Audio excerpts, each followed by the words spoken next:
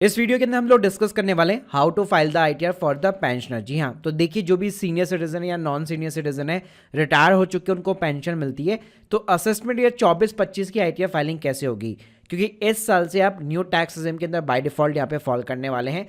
तो उसका इम्पैक्ट क्या पड़ने वाला है आपकी इनकम के ऊपर, आपको क्या क्या चीज़ें ध्यान में रखनी चाहिए और स्टेप बाय स्टेप आपको कैसे आईटीआर फाइलिंग करनी है, ये सारी चीज़ जानने को मिलेगी आपको इस वीडियो के अंदर। तो प्लीज़ पूरा वीडियो यहाँ पे जरूर देखिएगा। आप में बताना चाहूँगा, अगर आप लोग एक एक्सपर्ट के थ्रू अपनी आईटीआर फाइलिंग बहुत ही अफोर्डेबल कॉस्ट के ऊपर फिलअप कराना चाहते हैं तो लिंक अंदर डिस्क्रिप्शन बॉक्स, जहां से आप हमें कांटेक्ट कर सकते हैं। पहले देखिए मैं यहाँ पे न्यू टैक्स रिजिम का आपको इम्पैक्ट बता देता हूँ। हमारे इंडिया में दोनों टैक्स रिजिम है, लेकिन इस साल से आईटीआर फाइलिंग करते टाइम आप by default new tax regime में फॉल करने वाले हैं।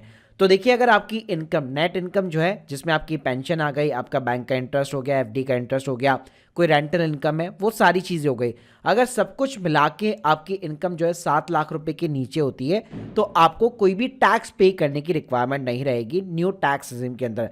तो बाय डिफॉल्ट आप न्यू टैक्स रिजिम में फॉल करेंगे तो आपको कभी भी ओल्ड टैक्स रिजिम में जाने की जरूरत नहीं पड़ेगी अगर 7 लाख के नीचे इनकम है तो। लेकिन मान लीजिए अगर आपकी 7 लाख के बियॉन्ड इनकम है तो वहां पे फिर आपको एक कैलकुलेशन लगानी पड़ेगी, एक कंप्यूटेशन बनाना पड़ेगा खुद से कि मेरे लिए कौन सी टैक्स रिजिम बेटर है जहां पे मैं कम टैक्स पे कर रहा हूं। अब बात करते हैं कि क्या क्या चीजें आपको ध्यान में रखनी चाहिए। तो इसके लिए आपके पास में पेंशन की स्लिप और स्टेटमेंट वगैरह चाहिए होगा।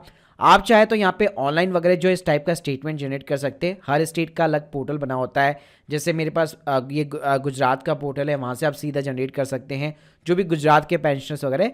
तो मोस्टली हर स्टेट का बना होता है, तो जहाँ से आप अपना पूरा स्टेटमेंट 12 महीने का डाउनलोड कर सकते हैं। इसके अलावा आपका सेविंग बैंक अकाउंट का जो इंटरेस्ट है, एफडी का इंटरेस्ट है, आप अपने बैंक जाकर सर्टिफिकेट कलेक्ट कर सकते हैं, या फिर ये चीज़ें आपको अपने एएस के स्टेटमेंट में मिल जाती है। एक चीज़ बताना चाहूँगा, इस साल से अगर आप न्यू टैक्स सिस्टम के अंदर यहाँ पे आईटीआर फाइलिंग करते हैं, जो 80C की डिडक्शंस होती है, जो 80D की डिडक्शंस होती है, हेल्थ इंश्योरेंस वगैरह ये चीज़ें, इसका यहाँ पे आपको बेनिफिट नहीं मिलने वाला है अगर आप न्यू टैक्स सिस्टम यहाँ पे अडॉप्ट करते हैं तो। अब चलिए बताता हूँ कि फाइलिंग कैसे करनी है। तो फाइलिंग करने से पहले मेक श्योर कीजिए अपना एएस का एनुअल इन्फॉर्मेशन स्टेटमेंट को जरूर चेक कर लीजिए, क्योंकि कई बार यहाँ पे ऐसे कुछ ट्रांजेक्शन दिखेंगे। लेट सपोज अगर आपने म्यूचुअल फंड को सेल आउट किया है तो नॉर्मली क्या करते हैं, पेंशनर आईटीआर 1 फाइल करते हैं, लेकिन अगर आपके इस टाइप के ट्रांजेक्शन्स है तो उस केस में आपको आईटीआर 2 की तरफ जाना पड़ेगा। अगर आपके स्टॉक मार्केट में अगर आपने शेयर्स बेचे हैं या फिर म्यूचुअल फंड्स बेचे हैं, रिडीम किए, तो उस केस में आपको आईटीआर 2 यहाँ पे फाइल करनी पड़ेगी आईटीआर 1 की जगह। बाकी बैंक का इंटरेस्ट वगैरह हो गया, बाकी जो चीजें वो यहाँ पे आपको एएस के स्टेटमेंट के अंदर सिंपली तरीके से मिल जाती है। चलिए बात करते हैं कि फाइलिंग कैसे करनी है। तो आपको यहाँ पे ई फाइल सेक्शन के अंदर जाना है, फाइल इनकम टैक्स रिटर्न, यहाँ पे आपको असेसमेंट या सिलेक्ट करना है। ऑनलाइन मोड हम लोग सेलेक्ट करेंगे, कंटिन्यू बटन के ऊपर क्लिक करेंगे, start new filing, as a status आपका इंडिविजुअल रहेगा। यहाँ पे आपको फॉर्म चूज करना है। जैसे मैं बताया, अगर सिर्फ पेंशन की और बैंक का इंटरेस्ट वगैरह और हाउस रेंटल इनकम प्रॉपर्टी से है तो सिंपली तरीके से आप आईटीआर 1 के साथ में जा सकते हैं। वरना फिर अगर मान लीजिए म्यूचुअल फंड बेचे हैं, अपने स्टॉक मार्केट के अंदर शेयर बेचे, तो उस केस में आईटीआर 2 चूज करना पड़ेगा। तो यहाँ पे मैं आईटीआर 1 को सेलेक्ट कर लेता हूँ, प्रोसेस विद आईटीआर 1 पे क्लिक करता हूँ, लेट्स गेट स्टार्टेड। अभी आपसे रीजन पूछेगा क्यों आईटीआर फाइल करना चाहते हैं, आप अदर ऑप्शन चूज कर सकते हैं। कंटिन्यू बटन के ऊपर क्लिक करेंगे तो यहाँ पे आप देखेंगे बहुत सारे शेड्यूल आपके खुल जाएंगे, तो आपको एक एक को कंफर्म करना है। शुरुआत करते हैं हम लोग सिंपली पर्सनल इंफॉर्मेशन के साथ। तो देखिए यहाँ पे सबसे पहले आपका आता है नेचर ऑफ द एम्प्लॉयमेंट। जी हाँ, तो देखिए अगर आप एक रिटायर्ड पर्सन है, अगर सेंट्रल गवर्नमेंट से, स्टेट गवर्नमेंट से, आपसे ये कैटेगरी यहाँ पे ऐड कर दी गई है। साथ में पीयूसी का भी ऑप्शन आपको प्रोवाइड किया गया है, पब्लिक सेक्टर यूनिट का भी ऑप्शन आपको दिया गया है। तो आप अपने अकॉर्डिंग यहाँ पे जो अपना स्टेटस यहाँ पे चूज कर सकते हैं, सेंट्रल गवर्नमेंट, स्टेट गवर्नमेंट या फिर पीएससी हो गया। अगर अदर पेंशनर्स हैं तो वो भी कैटेगरी यहाँ पे दी गई है। इसके बाद में अगर आप नीचे आएंगे तो यहाँ पे आपको एक ऑप्शन मिलता है कि आप न्यू टैक्स सिस्टम को ऑप्ट आउट करना चाहते हैं। तो मैंने जैसे बताया, अगर आपकी नेट इनकम 7 लाख के नीचे है तो यहाँ पे आपको कोई भी छेड़छाड़ करने की जरूरत नहीं है, इसको हमेशा आपको नो रखना है। और अगर आपको कैलकुलेशन करनी है कि कौन सी टैक्स सिस्टम में मेरे को ज़्यादा बेनिफिट मिल रहा है, तो यहाँ पे आप देख सकते हैं इनकम टैक्स का कैलकुलेटर भी दिया हुआ है, जिसके अंदर आप अपनी इनकम डाल करके कैलकुलेशन वगैरह कर सकते हो। तो जहां तक रहा, इस ऑप्शन को आपको हमेशा नो ही रखना है। लेकिन लेट सपोज अगर आपको लगता है कि मेरे लिए ओल्ड टैक्स सिस्टम ही ज़्यादा बेटर है, तो उस केस में आप इस ऑप्शन को यस कर सकते हैं। और जितनी भी जो डिडक्शंस होती है, जैसे कि आपका 80C हो गया, 80D वगैरह हो गया, या फिर आपकी होम लोन के टैक्स के बेनिफिट हो गए, और बहुत सारी चीज़ें होती है, तो उसका बेनिफिट आपको ओल्ड टैक्स सिस्टम के अंदर मिलेगा।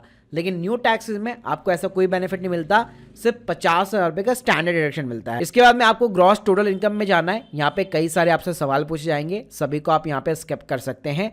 इसके बाद में यहाँ पे आप देखेंगे शेड्यूल खुल जाएगा, सैलरी का, हाउस प्रॉपर्टी का और अदर सोर्सेज का। तो शुरुआत करते हैं हम लोग अपनी पेंशन इनकम के साथ। तो पेंशन की जो आपकी इनकम है वो हमेशा सैलरी वाले कॉलम के अंदर ही जाएगी, इनकम फ्रॉम सैलरी के अंदर ही जाएगा। तो यहाँ पे आप देख सकते हैं ऊपर आपको salary as per section 17 subsection 1 मिलने वाला है। तो जितनी आपकी टोटल पेंशन इनकम आपको जो रिसीव हुई है पूरे 12 महीने के अंदर, वो सिंपल तरीके से यहाँ पे आपको डालनी है। इसके अलावा अगर आप थोड़ा सा नीचे जाएंगे तो यहाँ पे आपको एग्जेम्प्ट अलाउंस का कॉलम मिलेगा। मान लीजिए अगर आप इस साल रिटायर्ड हुए, आपको ग्रेचुटी या कोई भी ऐसा कोई लमसम अमाउंट वगैरह मिला हुआ है जो कि एक तरह से नॉन टैक्सेबल होता है, तो यहाँ पे उस केस में आप देख सकते हैं आपको ग्रेचुटी वगैरह के यहाँ पे कॉलम्स वगैरह जो है मिल जाने वाले हैं। इसके अलावा लीव एनकैशमेंट हो गया रिटायरमेंट के टाइम पे, तो ये चीजें भी यहाँ पे आपको न्यू टैक्स सिस्टम के अंदर डेफिनेटली अलाउ होती है। तो वहाँ पे बिल्कुल भी चिंता करने की जरूरत नहीं है।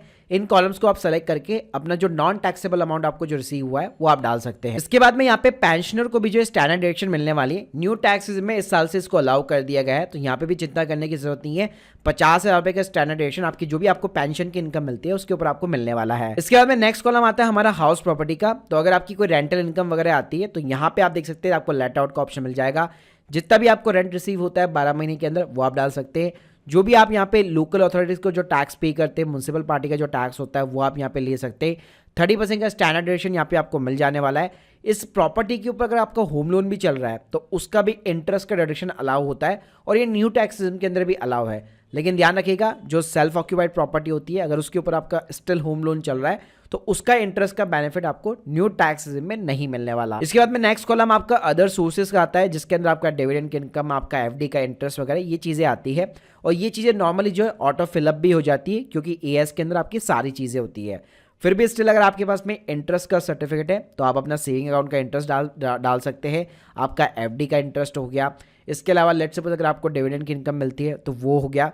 साथ में इस साल से यहाँ पे जो है फैमिली की जो पेंशन इनकम होती है उसके अंदर भी आपको स्टैंडर्ड डिडक्शन मिलता है। तो ये जो स्टैंडर्ड डिडक्शन है बड़ा ही सिंपल है, 15,000 रुपए या फिर 1/3 ऑफ द पेंशन अमाउंट, जो भी दोनों में से लोअर होगा तो वो अमाउंट यहाँ पे आप इंसर्ट कर सकते हैं अपनी फैमिली पेंशन इनकम का। इसके अलावा अगर आपकी कोई ऐसी इनकम है जो आप डिस्क्लोज करना चाहते हैं किसी भी अदर कॉलम के अंदर तो यहाँ पे भी आपको कॉलम दिया गया है जिसके अंदर आप अपना डिस्क्रिप्शन डाल के इनकम को यहाँ पे आप डिस्क्लोज वगैरह कर सकते हो। इसके बाद में सिंपली आपको यहाँ पे कंफर्म बटन पे क्लिक करना है। डिडक्शंस की बात करो तो न्यू टैक्स में जैसे मैं बताया था सिर्फ एक एनपीएस वो भी एम्प्लॉयर अगर कंट्रीब्यूट करता है तो उसका आपको बेनिफिट मिलता है। बाकी यहाँ पे डिडक्शन में कोई भी आपको बेनिफिट नहीं मिलने वाला है।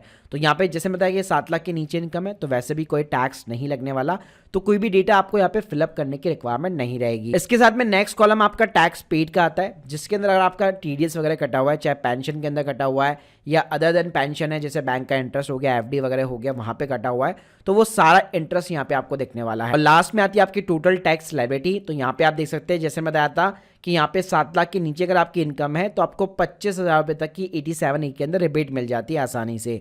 तो यहाँ पे आपको जो है चूज करने की जरूरत नहीं पड़ती, आप सिंपली न्यू टैक्स सिस्टम के साथ में जा सकते हैं जहाँ पे आपको ज्यादा बेनिफिट मिल रहा है। आप कुछ नहीं करना, सिंपली इसको कराना है आपको कंफर्म, प्रोसीड करना है। तो यहाँ पे आप देख सकते हैं आप एलिजिबल होंगे रिफंड के लिए अगर आपका कोई भी टीडीएस वगैरह कटा हुआ है। इसके बाद आप प्रीव्यू रिटर्न पे क्लिक कीजिएगा, यहाँ पे एक चेक बॉक्स आएगा इसके ऊपर आप क्लिक कीजिए, प्रोसीड टू प्रीव्यू बटन पे क्लिक कीजिए तो ये ऑफिशियल फॉर्मेट आ जाएगा आईटीआर का पीडीएफ का जिसको आप डाउनलोड कर सकते हैं। और लास्ट में जैसे आप प्रोसीड टू वैलिडेशन बटन के ऊपर क्लिक करेंगे कोई भी एरर होगा तो आपको स्क्रीन के सामने दिखाया देगा। अगर वैलिडेशन सक्सेसफुल है तो आप वेरिफिकेशन कर सकते हैं। सिंपली अपना एक आधार ओटीपी डालिए और आपकी आईटीआर जो है सबमिट हो जाएगी। तो देखिए अगर मैं यहाँ पे ओवरऑल यहाँ पे बात करूं तो यहाँ पे इस साल जो है फाइलिंग करने का भी सेम तरीका है, ज्यादा कुछ चेंजेस नहीं है। बस आपको ये न्यू टैक्स वाला फंडा थोड़ा सा ध्यान में रखना पड़ेगा कि अगर आपकी 7 लाख के नीचे इनकम है तो बेटर होगा आप न्यू टैक्स के साथ में जाए, लेकिन उसके अबाव इनकम है तो आपको एक कैलकुलेशन लगानी पड़ेगी कि मेरे लिए कौन सी टैक्स सिस्टम यहाँ पे ज्यादा बेटर है। तो guys hope you like this video. अगर आप एक प्रोफेशनल सर्विसेज लेना चाहते हैं हमसे तो link in the description box. अगर आप लोग के कोई भी डाउट्स है कमेंट बॉक्स के अंदर जरूर बताइए। Thank you guys, thank you very